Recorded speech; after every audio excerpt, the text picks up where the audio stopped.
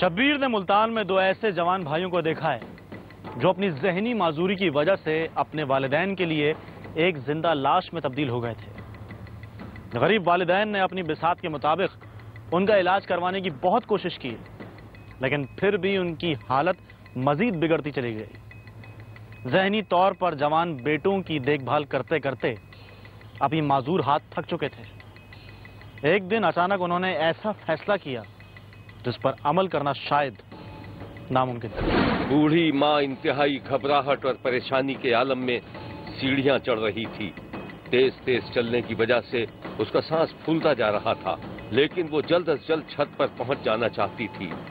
سیڑھیاں چڑھتے چڑھتے وہ اپنے چھوٹے بیٹے کو بھی مدد کے لیے آواز دیتی جا رہی تھی، لیکن اس دن گھر میں کوئی نہیں تھا۔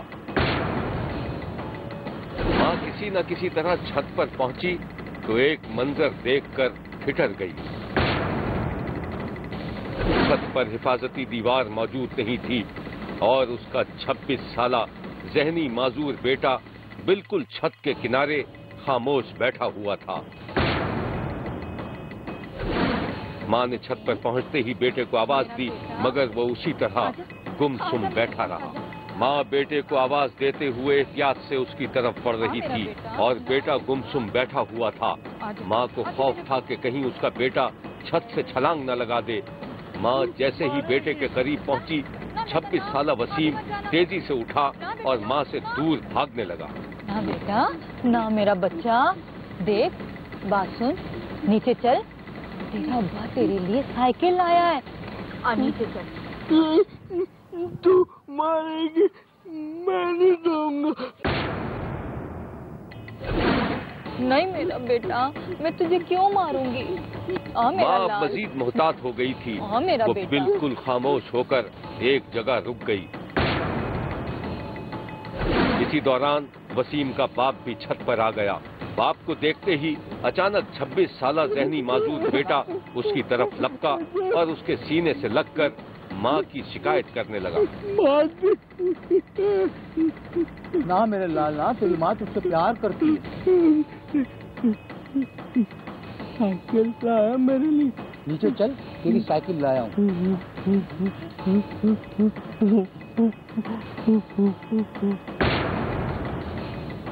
ملتان کے علاقے غوث پور کے رہائشی محمد رفیق کی ایک بیٹی اور 3 بیٹے تھے۔ 2 بیٹے بچپن سے ذہنی طور پر معذور تھے اور جب ان دونوں کو دورہ پڑتا تو ان کو قابو کرنا کسی کے بس کی بات نہیں تھی۔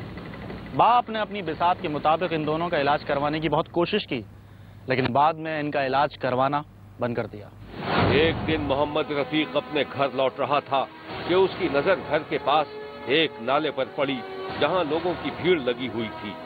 رفیق تیزی سے جب وہاں پہنچا تو اس کی بیوی سر پیٹ رہی تھی۔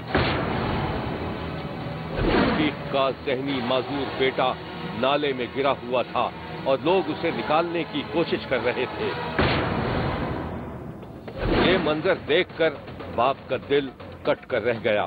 اس نے بیوی کو تسلی دی، نالے میں جھانکا اور خود بھی نالے میں اتر کر محلے والوں کی مدد سے بیٹے کو باہر نکالنے لگا۔ بیٹا باہر نکلا تو نیم بے ہوشی کے عالم میں تھا۔ اس کے جسم پر خراشیں آئی تھیں۔ ماں اپنے بیٹے سے لپٹ گئی۔ 26 سالہ وسیم کو باپ نے سہارے سے اٹھایا اور قریبی کھڑے ایک ٹھیلے پر لٹا کر اپنے گھر لے گیا۔ جیسے ہی رفیق اور اس کی بیوی معذور بیٹے کو لے کر گھر میں داخل ہوئے، رفیق کا دوسرا 22 سالہ ذہنی معذور بیٹا انہیں دیکھ کر تالیاں بجانے لگا۔ ماں باپ نے مل جل کر وسیم کو ایک پلنگ پر لٹایا اور قریبی بڑی رسی سے اس کے ہاتھ باندھ دیے تاکہ وسیم اپنے آپ کو کوئی نقصان نہ پہنچا سکے۔ باپ تو صبح کام پر چلا جاتا تھا، لیکن ماں کے لیے دونوں ذہنی طور پر معذور بچوں کو سنبھالنا تقریباً ناممکن تھا۔ خیر تو ہے، کیوں رو رہی ہے تو؟ کیا کروں؟ اللہ تعالیٰ نے پتہ نہیں میرے نصیب میں کیا لکھا ہے۔ میری بات سن، پیر صاحب نے کہا ہے کہ بچوں کو مزار پہ بھیج دے، بچے وہاں ٹھیک ہو جائیں گے۔ نہیں نہیں، میں مر جاؤں گی، میں اپنے بیٹوں کو اتنی دور نہیں بھیج سکتی۔ دیکھ میری بات کو سمجھا کر، خدا نہ خواستہ بچوں نے کسی کو نقصان پہنچا دیا یا خود کو کچھ کر دیا تو پھر تو کیا کرے گی؟ شوہر مشورے دے کر سو گیا، بیوی کافی دیر تک جاگتی رہی، پھر کچھ لمحوں کے بعد وہ بھی سو گئی۔ پھر اس نے سوتے میں ایک بھیانک خواب دیکھا۔ یہ لے، یہ بچوں کو کھلا دینا۔ کیا ہے؟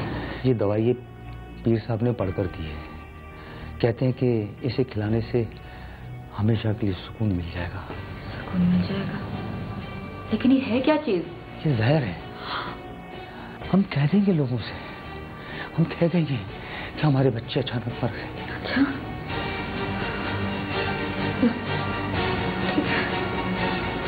ٹھیک ہے۔ یہ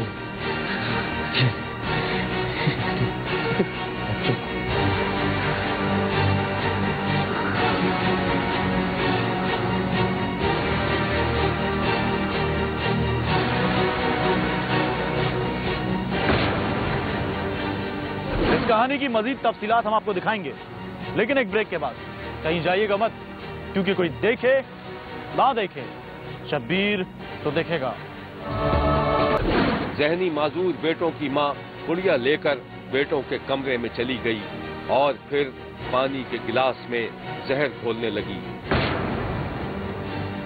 اور جیسے ہی اپنے ایک بیٹے کو جگانے کی کوشش کی، گلاس اس کے ہاتھ سے چھوٹ کر گر گیا اور وہ ایک بھیانک چیخ مار کر نیند سے بیدار ہو گئی۔ کیا خیر تھا؟ کیا ہوا؟ تو میرے بچے کو مارنا چاہتا ہے، تو میرے بچے کو مار دینا چاہتا ہے۔ نہیں، تم نے کوئی سپنا دیکھا، تم نے خواب دیکھا ہے؟ خواب دیکھا ہے نا؟ دیکھا ہے نا؟ خواب دیکھا ہے۔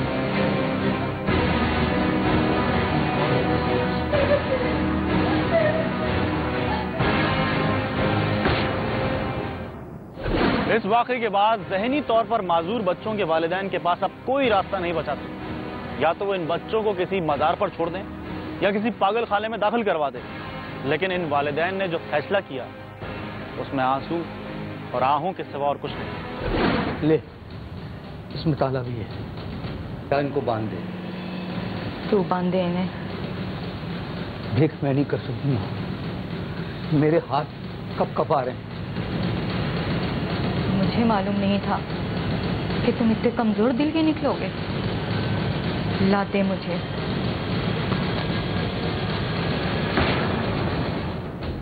ماں ہتھکڑی لے کر اس طرح آگے بڑھ رہی تھی جیسے کوئی روبوٹ ہو۔ اس کے دونوں بیٹے کمرے میں گمسم بیٹھے دیواروں کو تک رہے تھے۔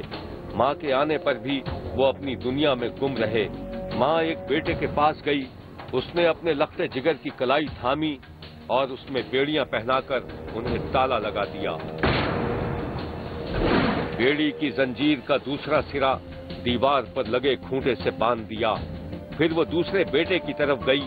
22 سالہ عظیم تھوڑی سی سوجھ بوجھ رکھتا تھا، ماں کو دیکھ کر مسکرایا اور خود اپنے ہاتھ ماں کی طرف بڑھا دیے۔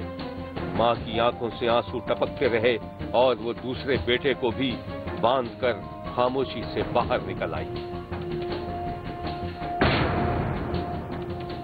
آئیے اب آپ کو ان معصوم بچوں کے گھر لے کر چلتے ہیں، جہاں جا کر آپ کو یہ معلوم ہوگا کہ بچے اگر جوان ہوں اور اوپر سے معذور ہوں تو ان ماں باپ کو کیسے کیسے جذباتی صدمات کا سامنا کرنا پڑتا ہے۔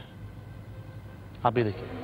یہ ہے 26 سالہ وسیم، گمسم، حیران، لاغر و کمزور۔ اس میں تو اتنی سوجھ بوجھ بھی نہیں کہ وہ اپنے کپڑے بدل سکتا۔ یہ ہیں وہ زنجیریں جن سے ماں باپ نے خود اپنے بیٹوں کو جکڑ دیا تھا۔ کیا کبھی کوئی ماں یہ تصور کر سکتی ہے کہ وہ اپنے بیٹوں کو زنجیروں میں جکڑ کر رکھے گی؟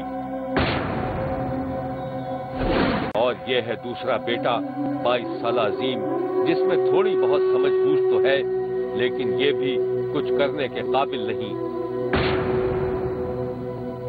ذرا دیکھیے ماں باپ اور ان دونوں بیٹوں کے روز و شب کس طرح گزرتے تھے۔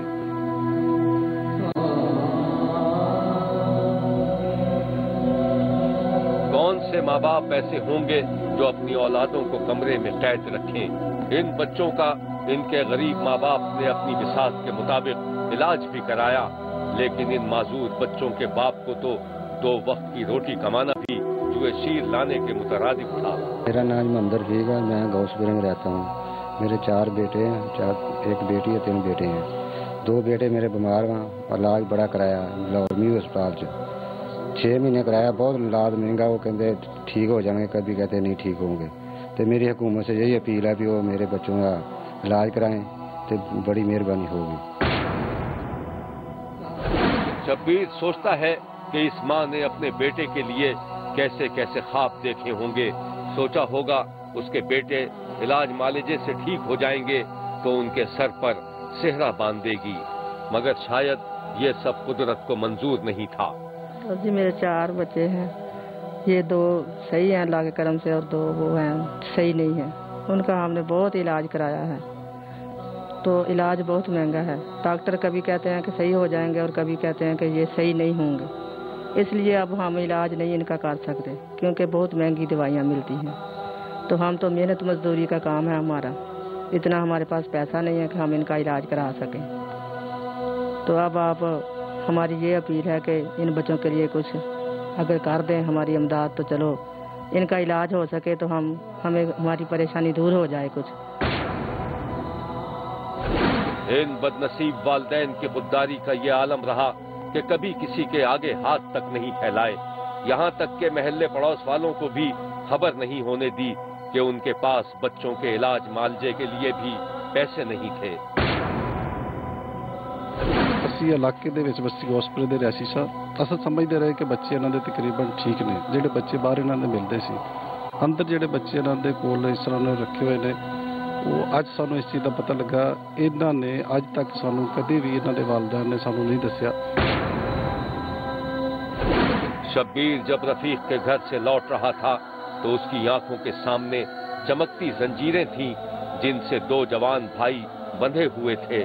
اس لمحے شبیر کو خیال آیا کہ شاید اسی کو تقدیر کہتے ہیں۔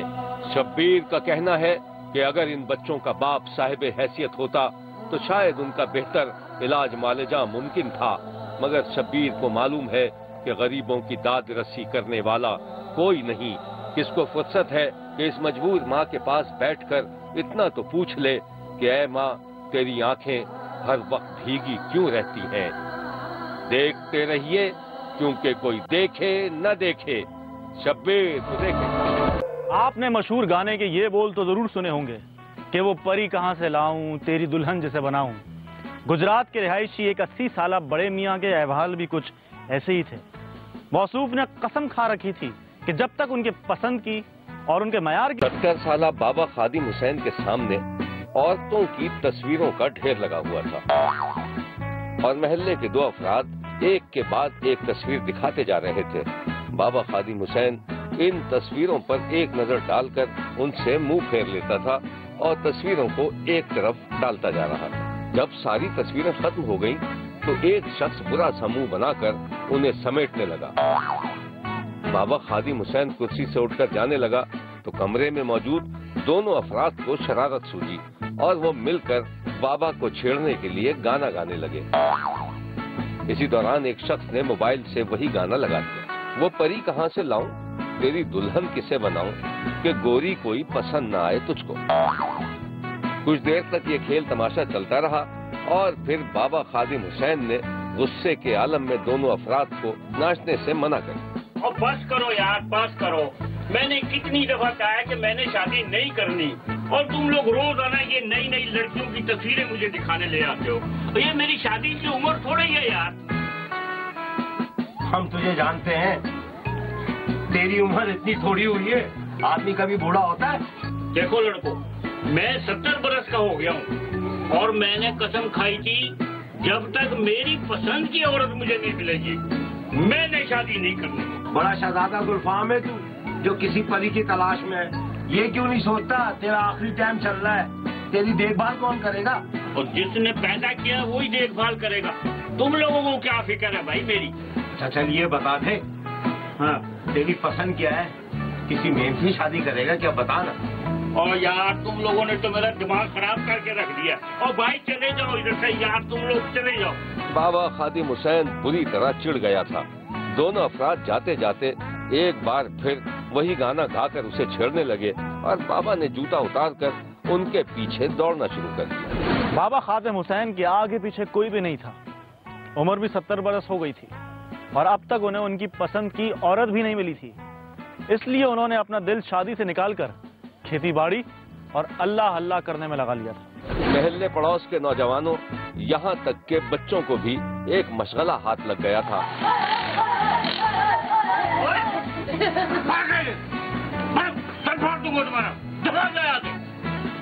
एक दिन बाबा खादिम हुसैन अपने कच्चे मकान के वाहिद कमरे में अकेला था कि एक नकाब पोश औरत ने दरवाजे पर दस्तक दे डाली।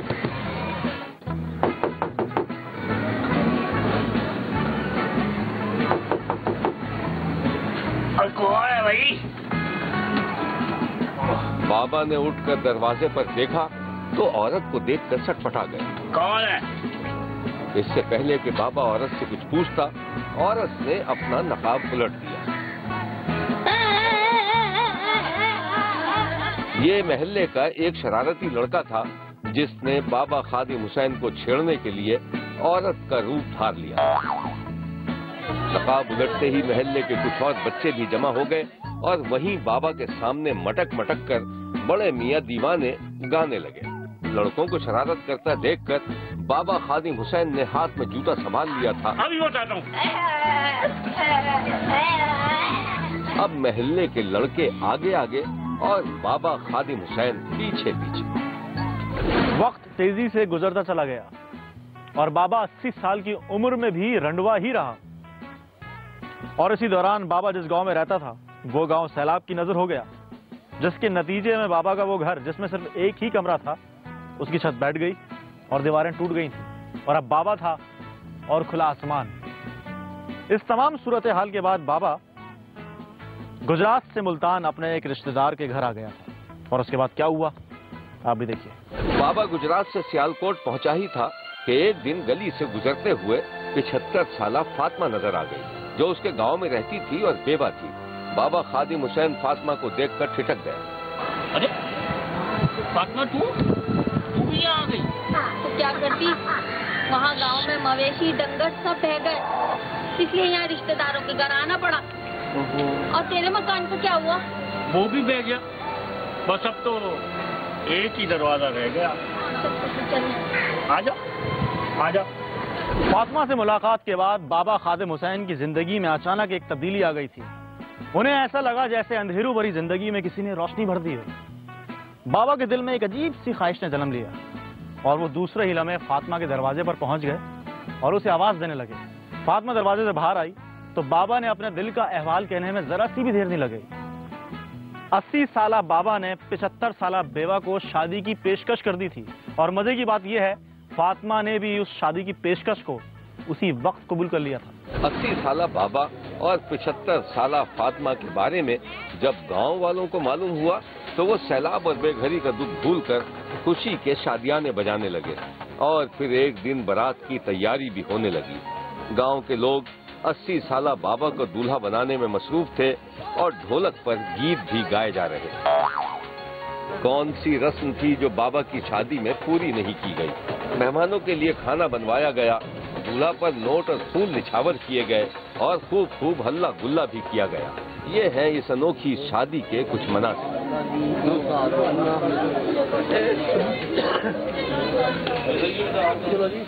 शबीर का ख्याल था कि 80 साल की उम्र में शादी का फैसला कामयाब नहीं तो अनोखा जरूर है और वैसे भी बाबा खादिम हुसैन को अपनी जिंदगी में मुश्किलात का सामना करने की प्रैक्टिस भी हो गई थी। इलाके के लोगों की दुआएं लेकर ये जोड़ा जब घर से बाहर निकला तो औरतें बच्चे छतों पर खड़े होकर इस मंजर को देखते रहे। बाबा का घर तो पानी में बह गया था लेकिन नीले गगन का साया उसके घर की टूटी फूटी दीवारों पर अब भी सलामत था और 75 साला अपनी पसंद की दुल्हन पाकर उसके दिल से यही आवाज आ रही थी।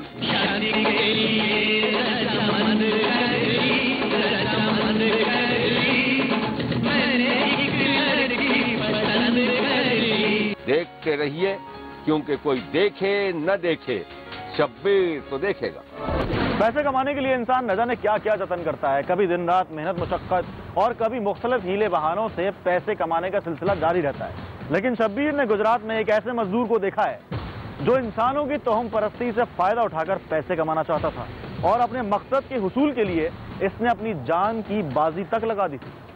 یہ منظر جو آپ دیکھ رہے ہیں گجرات کے علاقے کنجاہ کے ایک کھیت کا منظر ہے، جہاں آس پاس کے رہنے والے جمع ہیں اور کچھ لوگ بیلچوں اور ہاتھوں کی مدد سے مٹی ہٹا رہے ہیں۔ تھوڑی سی مٹی ہٹی تو لکڑی کے تختے نظر آنے لگے۔ یقیناً یہ کسی کی قبر تھی جو کھودی جا رہی تھی، شاید پوسٹ مارٹم کے لیے۔ لیکن دوسری طرف شبیر نے دیکھا کہ گاؤں کے کچھ لوگ اس قبر کے کنارے بڑی عقیدت کے ساتھ دعا کے لیے ہاتھ بلند کیے ہوئے تھے، اور ایک آدمی قبر کے پاس چارپائی پر اطمینان سے بیٹھا ہوا تھا۔ شبیر بھی اس عجیب و غریب منظر کو دیکھنے کے لیے وہاں چپ چاپ کھڑا ہو گیا۔ قبر سے مٹی ہٹانے کا کام مکمل ہو چکا تھا، اور اب قبر پر ڈھکے ہوئے لکڑی کے تختوں کو ہٹایا جا رہا تھا۔ قبر کشائی کے اس واقعے سے پہلے یہ جان لیجئے کہ توہم پرستی نے انسان کی بصیرت تک چھین لی اور وہ انہونی پر یقین کرنے لگا۔ قصہ کچھ یوں تھا کہ ایک دن 40 سالہ مزدور محمد افضال بھٹے پر کام کر رہا تھا۔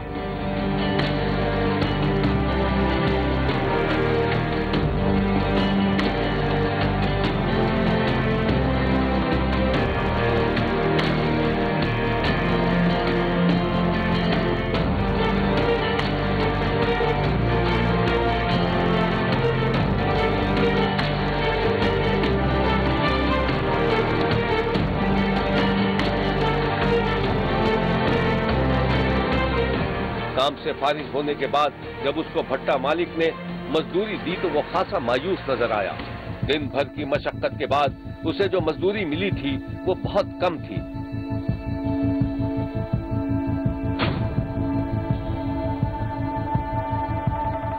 افضال اداسی کے عالم میں گھر کی طرف چل دیا، لیکن راستے میں ایک جگہ بیٹھ کر کچھ سوچنے لگا۔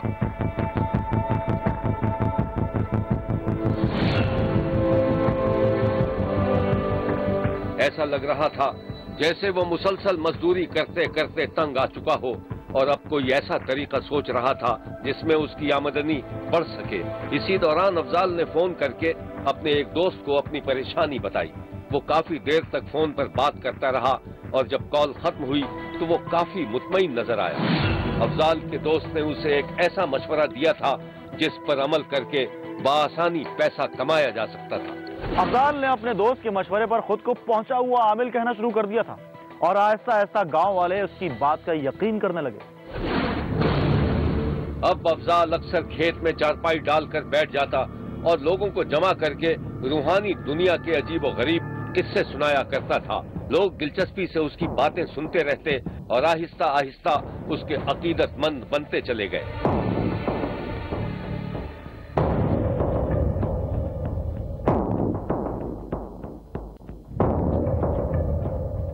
ان دنوں کچھ کاشتکاروں کی فصلیں نہیں ہو سکیں تو افضال نے ان کی پریشانی دور کرنے کے لیے ان کے لیے وظیفہ کرنے کا یقین دلا دیا۔ رات کا وقت تھا۔ افضال اپنے 2 دیہاتیوں کو لے کر کھیت کی طرف جا رہا تھا۔ ان کے ہاتھوں میں بیلچے اور پھاوڑے تھے۔ افضال تھوڑی تھوڑی دور پر جھک کر زمین پر ہاتھ رکھتا، پھر اس کی مٹی اٹھا کر اسے جانچتا اور مٹی پھینک کر آگے بڑھ جاتا تھا۔ ایک جگہ پہنچ کر افضال نے اپنے ساتھیوں کو زمین پر بیٹھنے کے لیے کہا۔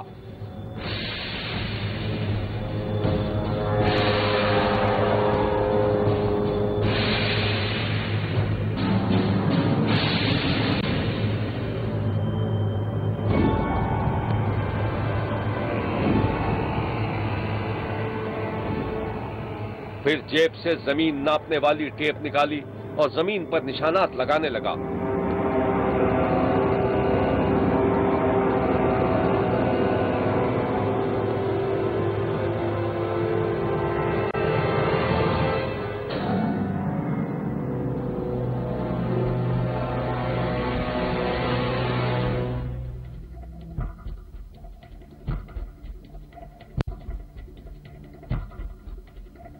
اس کام سے فارغ ہونے کے بعد اس نے ساتھیوں کو زمین کی کھدائی کا حکم دے دیا۔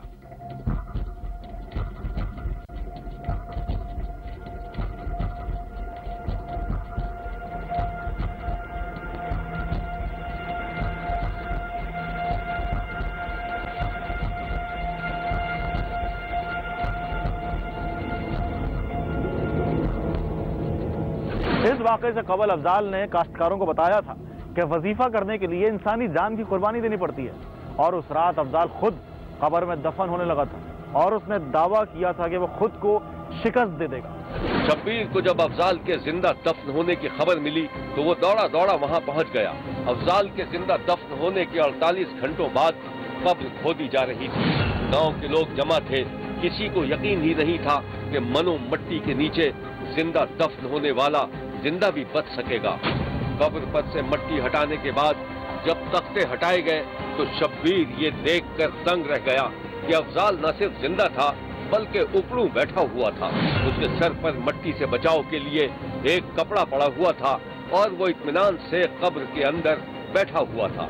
अभी शब्बीर ये मंजर देख ही रहा था कि अचानक कब्र के अंदर मोबाइल फोन बजने की आवाज आई। फिर शब्बीर ने देखा कि ये मोबाइल फोन खुद अफजाल का था, जो उसने जेब से निकाला था और किसी से बात कर रहा था। केड़ा गुजरात है कोई 7-8 किलोमीटर। शब्बीर की हैरानी बढ़ती जा रही थी, लेकिन उसे यकीन होता जा रहा था कि अफजाल ने लोगों को बेवकूफ बनाने के लिए बड़ा फ्रॉड किया था। ये फ्रॉड उस वक्त खुला जब शब्बीर को कब्र में पानी की बोतल और सिगरेट का पैकेट भी नजर आ गए। यानी मौसूफ आमिल साहब पूरे एहतमाम के साथ कब्र में उतरे थे। फिर शब्बीर को ये भी पता चल गया कि मौसूफ ने ताज़ा हवा के लिए भी रास्ता रखा हुआ था। आमिल साहब अभी फोन पर अपने मुबैना पीर से बात कर ही रहे थे कि शब्बीर ने देखा कि खेत में पुलिस की नफरी दाखिल हो गई। पुलिस ने मौसूफ और उनके चेले के हाथ बांधे और उन्हें वैन में बिठाकर थाने ले गई। गिरफ्तारी से पहले जब शब्बीर ने अफजाल के चेले से पूछा कि वो कब्र के पास चारपाई बिछाए क्या कर रहा था, तो उसने कहा कि अफजाल ने उसे लोगों से नजराने वसूल करने की ड्यूटी पर बिठाया था। साड़ी ड्यूटी यही लाई ने बस कोई बंदा आ जाए लंगर पानी जेड़ा को देन 11 महीना थे वो लेकर रख लें। उधर अफजाल का दावा था कि वो कब्र में दफन होकर खुदा की इबादत कर रहा था, और ऐसा वो अपने पीर के कहने पर कर रहा था। वाह साहब वाह, क्या इबादत थी मौसूफ की। पानी की बोतल और सिगरेट के धुएं में खुदा की इबादत। चालबाज अफजाल को तो पुलिस ने धर लिया था, लेकिन 48 घंटों तक कब्र में रहने का मुजाहरा करके उसने गांव के सादा लोगों के दिलों में जो खौफ और यकीन की फजा पैदा कर दी थी, उससे छुटकारा पाने में शायद गांव के लोगों को कुछ वक्त लग जाए, क्योंकि तवहम परस्ती और जाली पीरी मुरीदी एक ऐसा आजार है जो मुश्किल ही से जाता है। देखते रहिए, क्योंकि कोई देखे न देखे शब्बीर तो देखेगा। शब्बीर का कहना है कि वो देख रहा है और मुसलसल देखता रहेगा। मुल्क भर से मजीद कहानियों और उनकी तफसीलात के साथ फिर मुलाकात होगी। देखना ना भूलिएगा, क्योंकि कोई देखे ना देखे शब्बीर तो देखेगा।